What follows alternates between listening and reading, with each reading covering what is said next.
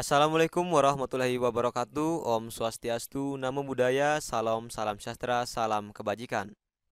Masih bersama kami di sini, buku siswa anak sekolah yang akan selalu menemani teman-teman untuk belajar bersama mengenai soal-soal PPG keguruan. Edisi kali ini kita akan belajar bersama mengenai soal-soal PPG yang berhubungan dengan kompetensi teknis pedagogi keguruan. Namun sebelum lanjut, mari kita berdoa sejenak agar apa yang kita bahas pada kesempatan ini memberikan manfaat untuk kita bersama. Dan untuk teman-teman yang mungkin baru belajar bersama kami, jangan lupa dukungannya, klik subscribe, like, dan share agar tidak ketinggalan video-video dari kami. Soal yang pertama. Guru kelas 3 menjelaskan materi pembelajaran tentang ciri-ciri hewan mamalia dengan memberikan contoh berbagai hewan mamalia. Pernyataan yang tepat mengenai pembelajaran menurut Gagne yang relevan dengan pembelajaran adalah A. Belajar stimulus dan respon, B. Belajar rangkaian, C. Belajar rangkaian verbal, D. Belajar membedakan, E. Belajar pembentukan konsep. Kita lihat pembahasannya berikut ini. Yang pertama yaitu belajar isyarat. Belajar isyarat mirip dengan kondisi respon atau respon bersyarat. Nah, seperti misalnya menutup mulut dengan telunjuk, ini isyarat mengambil sikap tidak boleh bicara. Lambaian tangan ini isyarat untuk datang mendekat. Kemudian menutup mulut dan lambaian tangan ini yang disebut dengan isyarat. Sedangkan diam dan datang ini adalah respon. Jadi belajar isyarat, belajar yang mirip dengan conditioning respon atau respon bersyarat. Kemudian ada belajar stimulus respon. Nah, misalnya mencium bau masakan sedap, maka kita akan keluar air liur atau mungkin ngiler. Nah, hal ini disebut dengan belajar rangkaian atau chaining. Rangkaian atau rantai dalam chaining ini semacam rangkaian antara stimulus respon yang bersifat segera. Nah, contoh dalam pendidikan misalnya memberikan tepuk tangan, maka siswa akan lebih termotivasi untuk belajar. Nah, apa perbedaan antara belajar isyarat dengan stimulus respon? Kalau isyarat itu ada gerakan tertentu yang memiliki makna tertentu. Misalnya kalau kita geleng-geleng itu berarti kan tidak boleh. Jadi isyaratnya tadi kita menggelengkan kepala. Maknanya jangan atau tidak boleh. Kalau stimulus respon itu tidak ada isyarat. Respon itu muncul karena ada stimulus. Seperti memberikan tepuk tangan, di mana tepuk tangan di sini bukan isyarat, tetapi semacam stimulus. Kemudian ada belajar asosiasi verbal. Nah, suatu kalimat atau unsur itu berbangun limas. Nah, ini adalah contoh dari asosiasi verbal.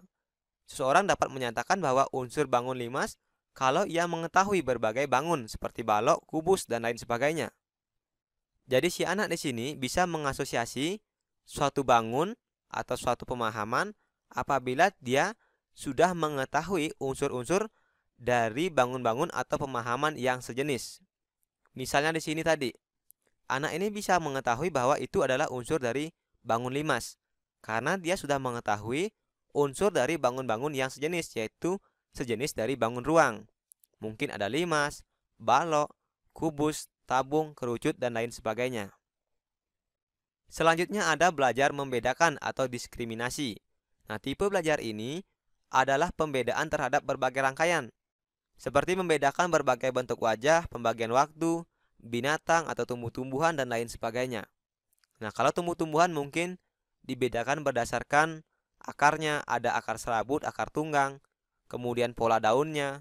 Nah, ini disebut dengan belajar membedakan atau diskriminasi.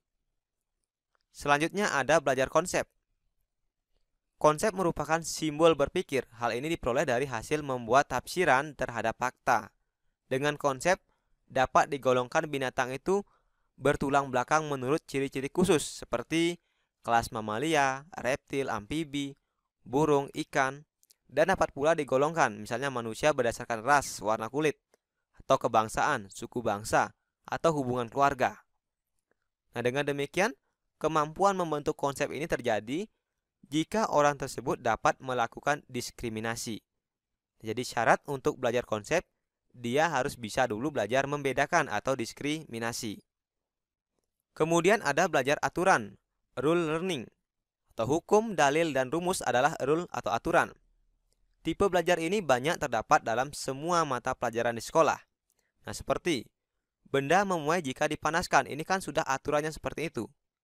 besar sudut dalam segitiga sama dengan 180 derajat. Ini sudah aturannya seperti itu. Nah, inilah disebut dengan belajar rule learning.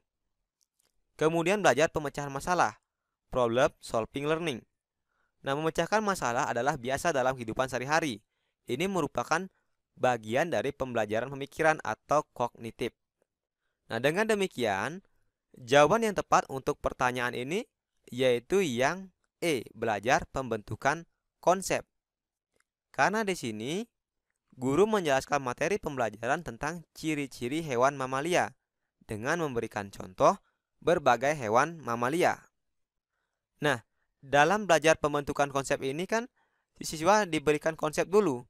Bagaimana ciri-ciri hewan mamalia? Oh, ini ciri-cirinya. Kemudian diberikan contoh. Nah, inilah yang disebut dengan belajar pembentukan konsep. Nah, kalau untuk A, B, C ini mungkin teman-teman sudah tahu. Nah, yang D ini kan hampir mirip antara membedakan kan?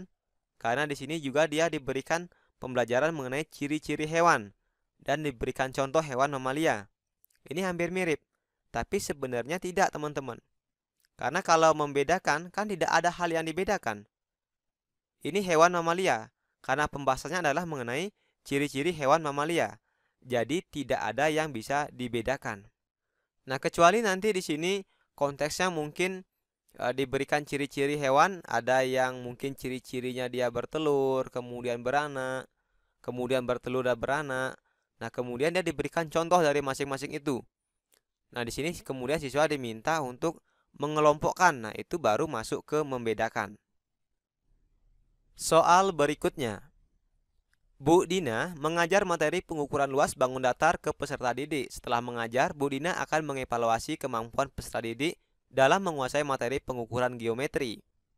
Langkah-langkah yang harus dilakukan Bu Dina untuk menilai kemampuan peserta didik dalam materi tersebut adalah, nah, di sini ada option dari A sampai E mengenai langkah-langkah Bu Dina untuk mengevaluasi kemampuan peserta didik dalam menguasai materi pengukuran geometri.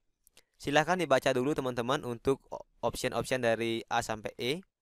Kemudian silahkan teman-teman kira-kira jawabannya yang mana. Kita lihat dulu pembahasannya berikut ini.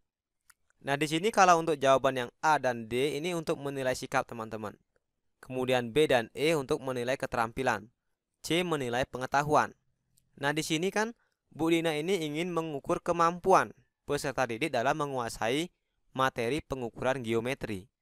Berarti ini hubungannya dengan pengetahuan. Sehingga jawabannya adalah yang C. Nah, yang A dan E ini untuk menilai sikap. Karena di sini ada kata wawancara, mewawancarai peserta didik. Penilaian sikap itu biasanya dilakukan dengan wawancara, kemudian dengan observasi, atau dengan angket. Jadi kebetulan di sini ada kata wawancara, berarti yang A ini masuk ke penilaian sikap. Yang D juga ada instrumen wawancara. Ini dia masuk ke penilaian sikap. Kalau yang B dan E ini untuk menilai keterampilan praktik, teman-teman. Ada produk yang dihasilkan. Ada hasil kerja di sini. Kita lihat. Menyusun lembar observasi, membaca materi, menilai hasil kerja. Nah, ini. Jadi dia melakukan keterampilan praktik.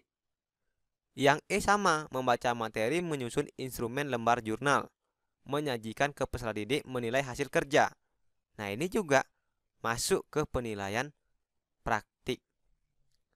Nah, jadi jawabannya tepat, yaitu yang C. Karena Bu Dina di sini akan mengukur ranah pengetahuan. Soal berikutnya. Pak Budi adalah seorang guru PPKN. Setiap kali selesai memberikan materi pembelajaran, Pak Budi selalu mengadakan evaluasi pembelajaran dengan memberikan beberapa soal kepada siswanya. Hal ini dilakukan Pak Budi untuk mengetahui tingkat keberhasilan siswanya. Pernyataan yang tepat mengenai kegiatan pembelajaran yang dilakukan oleh Pak Budi adalah A. Pak Budi melakukan prinsip penilaian finding out. B. Pak Budi melakukan prinsip penilaian summing up. C. Pak Budi melakukan prinsip penilaian checking out. D. Pak Budi melakukan prinsip penilaian checking up. E. Pak Budi melakukan prinsip penilaian keeping track. Nah, kita lihat pembahasannya berikut ini. Penilaian yang baik ini harus didukung dengan prinsip-prinsip penilaian agar terdapat aturan yang jelas untuk mengembangkan penilaian. Nah, pada umumnya penilaian memiliki prinsip sebagai berikut. Yang pertama, keeping track, yaitu harus mampu menelusuri dan melacak kemajuan siswa sesuai dengan rencana pembelajaran yang telah ditetapkan. Misalnya, melalui penilaian portofolio. Kemudian, checking up, yaitu harus mampu mengecek ketercapaian kemampuan peserta didik dalam proses pembelajaran. Ingat, checking up itu mengecek kemampuan peserta didik dalam proses pembelajaran. Nah, misalnya melalui pemberian soal evaluasi. Kemudian yang nomor 3, finding out, itu penilaian harus mampu mencari dan menemukan serta mendeteksi kesalahan-kesalahan yang menyebabkan terjadi kelemahan dalam proses pembelajaran. Misalnya kuesioner, angket. Nah, ini contohnya. Jadi mengapa si siswa itu bisa rendah nilainya? Apakah karena proses pembelajarannya atau karena motivasi siswanya? Ini perlu diadakan penelitian untuk mendeteksi kesalahan-kesalahan tersebut dengan kuesioner atau angket atau wawancara. Kemudian yang keempat yaitu prinsip penilaian summing up, yaitu penilaian harus mampu menyimpulkan apakah peserta didik telah mencapai kompetensi yang ditetapkan atau belum. Nah, seperti penilaian PTS atau PAS.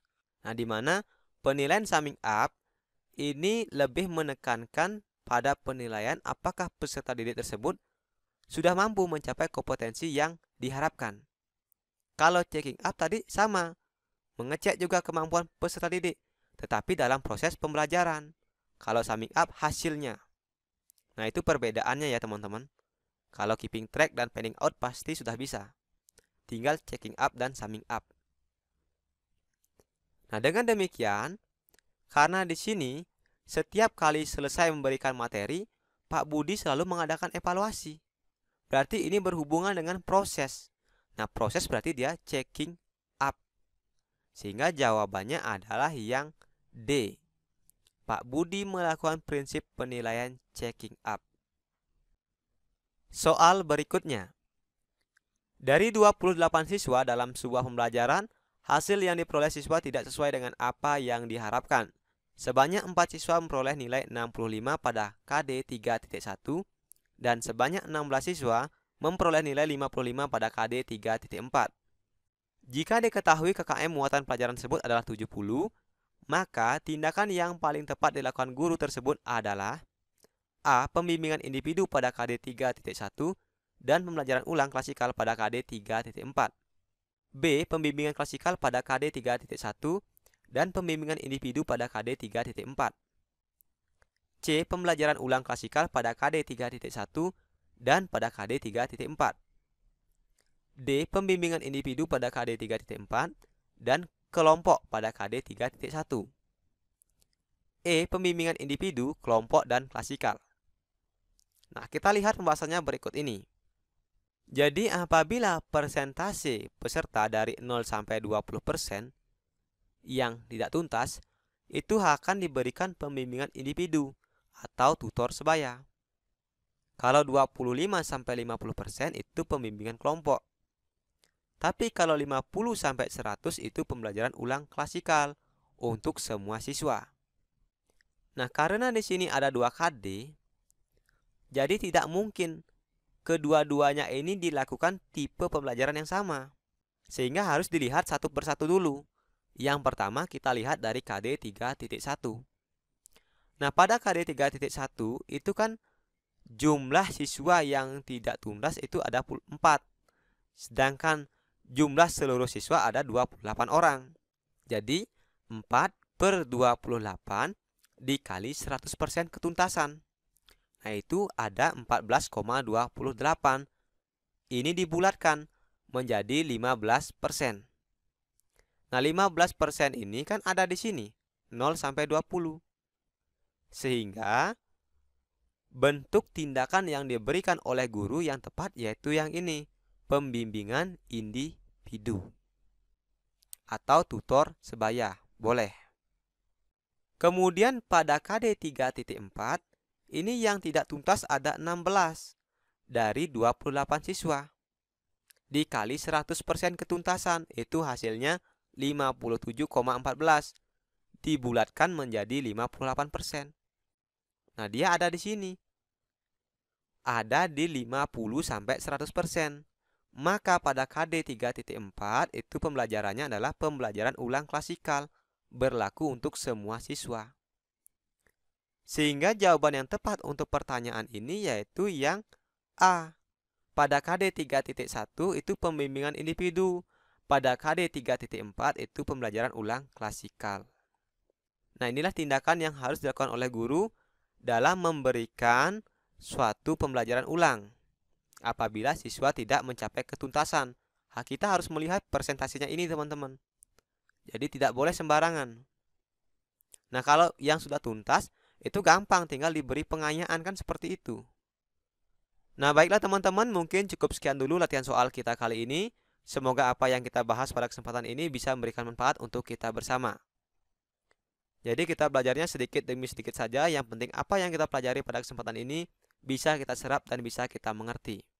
Nah, baiklah teman-teman, saya selalu berdoa untuk teman-teman yang sedang mengikuti seleksi PPG tahun ini. Semoga diberikan kemudahan, kelancaran, dan membuahkan hasil yang baik. Akhir kata saya ucapkan terima kasih dan mohon maaf atas kekurangannya. Sampai jumpa lagi dalam video berikutnya.